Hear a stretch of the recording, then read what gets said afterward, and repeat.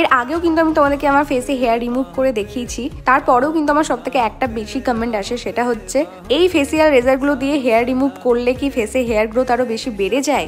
আমার ফেসটা দেখো, আমি কিন্তু সেই দুর্গাপুজোর আগে করেছিলাম। এমনিতে আমার খুব দরকার না থাকলে আমি একদমই ফেসে হেয়ার রিমুভ ঘন ঘন করি না। হয়তো পুজোতে বা নিজেদের বাড়ির কারোর বিয়ে আছে, হয়তো 3-4 দিন পর পর মেকআপ করবো, তখনই কিন্তু আমি ফেসে হেয়ারগুলো রিমুভ করি। তো আমি তো দুর্গাপুজোর আগে করেছিলাম, আর এখন আমার ফেসটা দেখো 4-5 মাস হবে হয়তো। এই 4-5 মাসে মানে যতটা হেয়ার আর কি বেরিয়েছে ততটাই কিন্তু মানে খুব একটা কিন্তু বেরোয়নি। মানে তোমাদের যেটা ভয় আর কি খুব বড় বড় হয়তো লোম বেরিয়ে যাবে বা কিছু, ওইরকম কিন্তু কিচ্ছু হয় না।